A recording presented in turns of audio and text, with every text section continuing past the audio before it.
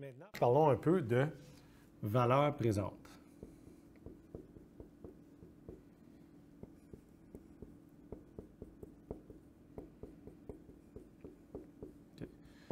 La valeur présente des flux futurs de revenus, elle est calculée avec les taux d'intérêt ambiants. Donc, je m'explique.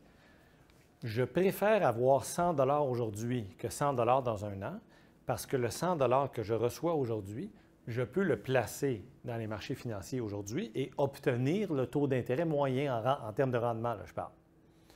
Donc, je répète, je préfère obtenir de la monnaie ou de l'argent ou du revenu aujourd'hui, un montant aujourd'hui, plutôt que demain, parce que le montant demain, si je le reçois demain, j'aurais pu le placer à la place aujourd'hui, puis j'aurais obtenu tout ce temps-là un certain rendement. Donc, les revenus que nous obtenons dans le futur, il faut les dégonfler, si on veut. Les dégonfler par le rendement auquel je renonce pendant toutes ces années-là, de ne pas avoir reçu ce revenu futur-là maintenant. Okay? Et donc, ça, c'est l'idée de la valeur présente, qui est un rappel, là, généralement, des cours d'intro. Donc, c'est juste un petit rappel. C'est pour ça que je vais un peu vite. Donc, la valeur présente de 100 $ dans un an, par exemple,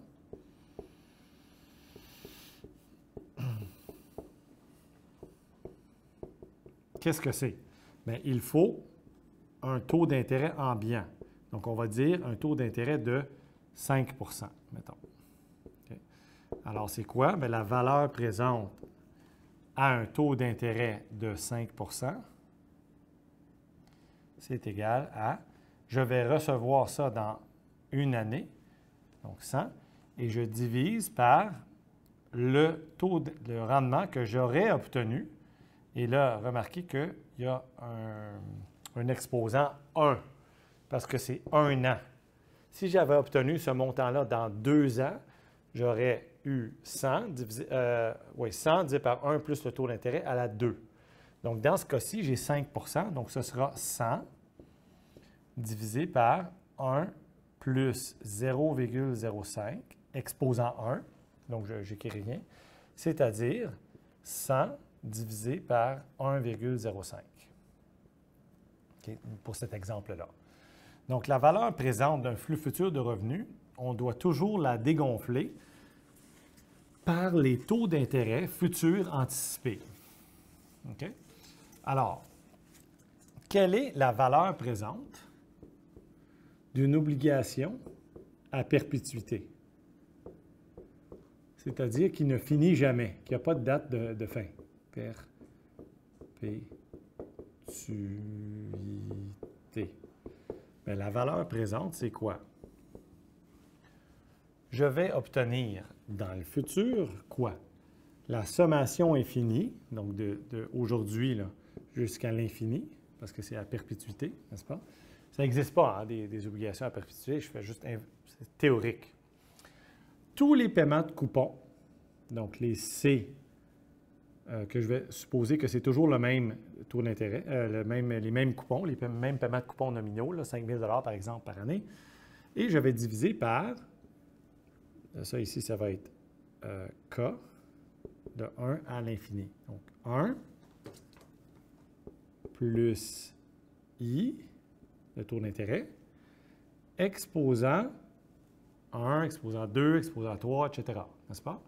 Donc, je vais obtenir tous ces paiements de coupons-là, mais je dois aussi ajouter le dernier paiement. Ah non, là, il n'y aura pas de dernier paiement, parce que je l'ajouterai s'il y en avait un, F à la date de maturité finale, et là, ce serait 1 plus I à la nombre d'années, disons 10 s'il y avait 10 ans, mais dans notre cas, c'est l'infini.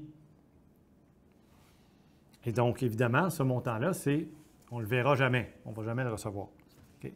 Et donc, cette formule-là, si on veut, on peut l'exprimer comme ceci. Donc, on sort le C de la somme, C fois la sommation infinie de 1 sur 1 plus le taux d'intérêt à la K. Donc, K égale 1 jusqu'à l'infini. Et ça ici, on peut appeler ça X. Donc, c'est C fois sommation de x à la k pour x strictement entre 0 et 1. Donc, le x, là, c'est 1 sur 1 plus i. 1 sur 1 plus i.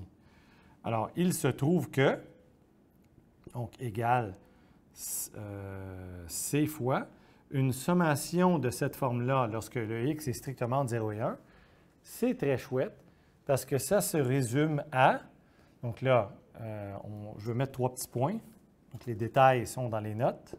Okay. On va arriver à c fois 1 sur i, tout simplement.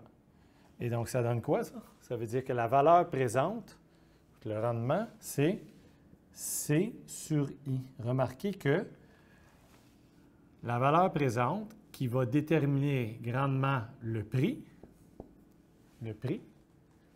donc le prix va ressembler à la valeur présente, okay, le prix, bon, qui est à peu près la valeur présente, bien, est déterminé par C sur I. Donc, autrement dit, on a P égale C sur I pour les obligations à perpétuité en supposant des taux d'intérêt toujours égaux, là, toujours constants à travers le temps.